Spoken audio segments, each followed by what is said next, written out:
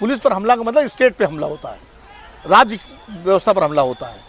वो कहीं से किसी भी तरह क्षम्य नहीं है, वो दंडनीय है, चाहे कोई करे, चाहे ठीक वो बात है ये। बस। तो पुलिस मेरा तो यहाँ कोई कसर छोड़ भी नहीं रही है। पुलिस तो रामजी लाल सुमन के घर पर उत्पात मचाने आने वालों के साथ सख्ती से निपट रही है, लेकिन राणा सांगा पर होनी चाहिए बस।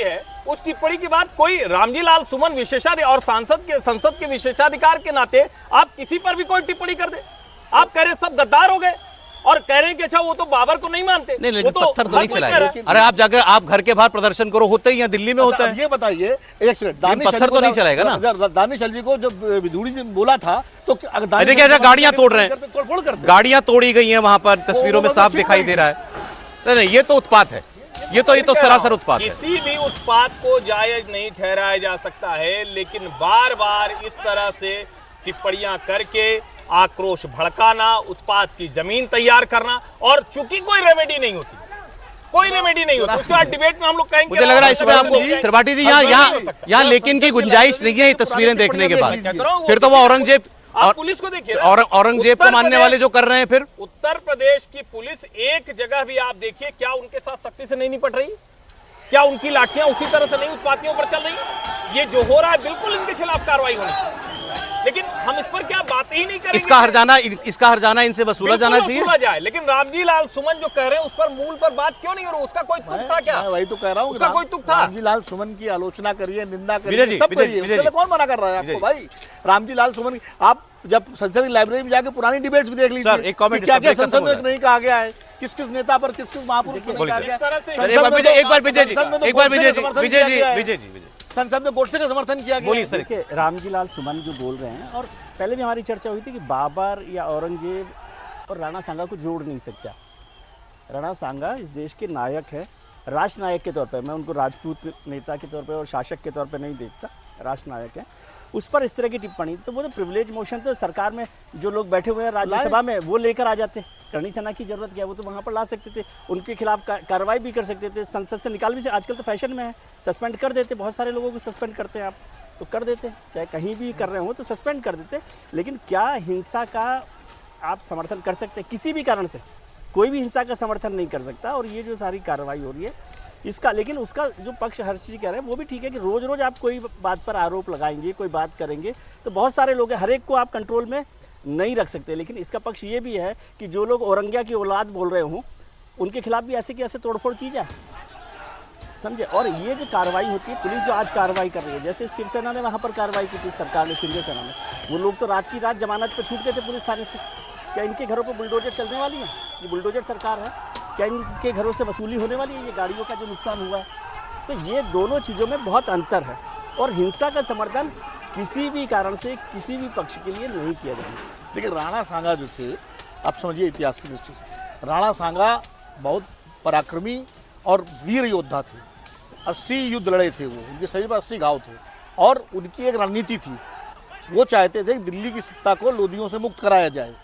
इसलिए अगर बाबर और लोदी लड़ते हैं तो दोनों में से एक तो खत्म होगा। नहीं, रामजी सुमन, मैं रामजी सुमन की बात नहीं कर रहा हूँ, मैं राणा सांगा की भूमिका को स्पष्ट कर रहा हूँ। और जाहिर था इसीलिए बाबर से वो लड़े खानवा की लड़ाई में, और वो अलग बात है कि पराजित हुए, लेकिन बहुत बहादुरी से लड़े। तो राणा सांगा का मुख्य उद्देश्य था दिल्ली की गद्दी, हिंदुस्तानी गद्दी से जो मुस्लिम शासन था उसको खत्म करना। इसलिए राणा सांगा नायक थे इतिहास के।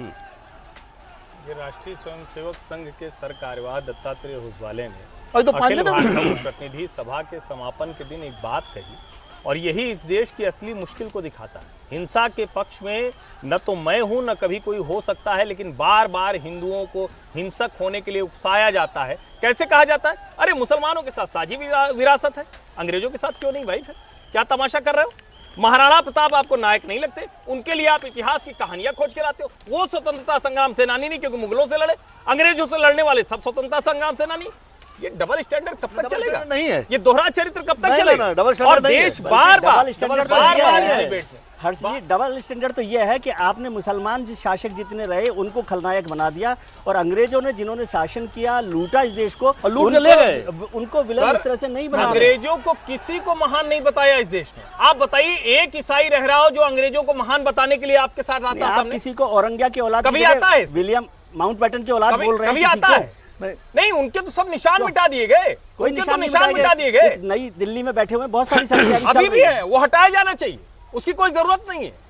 भाई जैसे आप औरंगजेब की औलादे बोलते हैं, क्या आप माउंटबेटन की औलाद बोलते हैं किसी को? हाँ, जो है वो जो उसके पक्ष में बोलेगा उसको बोला समझिए, जाए। महाराज, फर्क लेकिन समझिए। औरंगजेब और बाबर के पक्ष क्यों में नहीं तो बोलते? बीजेपी बाबरी आरएसएस के लिए वालों तो से रोज नहीं पूछा जाता है, तो ये तो अंग्रेजों के तलवे चाट रहे थे। नहीं, कहा ही बाबरी का जाता तो है। बाकायदा नहीं, ईसाइयों के लिए नहीं बोला जाता। ईसाइयों की ईसाइयों की बात, अंग्रेजों की बात, वो बाबरी तो के अलग लिए तो चीज है। लड़ते रहे लोग उस भाई, पर बहस तो फिर अलग से जो होगी। बाबरी के लिए लड़ते रहे वो किसकी विरासत लेके चल रहे हैं? इसमें कोई भ्रम है क्या? ये भी कोई डिबेट हो आप सकती है क्या? मुगलों और अंग्रेजों की तुलना कर रहे हैं। नहीं, मुगल- इसीलिए कर रहे हैं क्योंकि कैसे तुलना कर अंग्रेजों रहे से हैं? जैसे यहाँ से सत्ता अंग्रेज तो था, अंग्रेजों ने कभी इस वैसे ही देश को मुगलों देश से माना ही था। नहीं। हाँ। अंग्रेजों ने कभी इस देश को नहीं माना, उन्होंने तो उपनिवेश माना और लूट के सारा माल इंग्लैंड में भरते रहे, यहाँ के उद्योग नष्ट किए, चौपट किए, सब किए। मुगलों ने कौन सा माना देश? मुगलों तो यही रहे, मुगल तो मुगलों ने देश को माना। यही मारे, यही हिंदुओं को खत्म कर देना, ये देश को मानना है। क्या खत्म कर दिया? खत्म हो गए, हिंदू खत्म हो गए। हिंदुओं को आज भी खत्म 80% करना, हिंदू खत्म हो मंदिरों गए। को तोड़ देना, हिंदुओं के यही- हिंदु के आराध्य हैं। अच्छा बताइए जरा, सर, इसको विश्वनाथ मेरे ख्याल मंदिर में में कौन इतना ओवर जनरलाइजेशन ये नहीं over कर रहे generalize हैं। कर रहे हैं आप। सर, ब्रेक का समय हो गया, ब्रेक का समय। भाई एक लाइन, बस एक योगी जी ने बस कहा। एक लाइन। मथुरा में ये बताइए,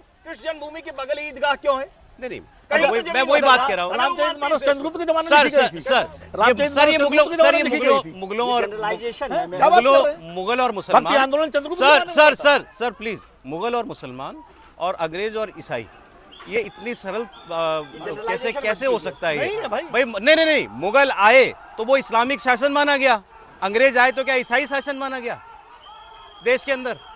तो हम मतलब ये कैसे कहते हैं कि भाई अंग्रेजों के खिलाफ बोलते हो तो ईसाइयों के खिलाफ क्यों नहीं बोलते, और मुगलों के खिलाफ बोलते हो तो मुसलमान के खिलाफ क्यों बोलते हो? अंग्रेज और अगर कोई ईसाई अंग्रेजों को महिमा मंडन करेगा तो उसके खिलाफ भी यही बर्ताव होगा, उसके साथ होना ही चाहिए।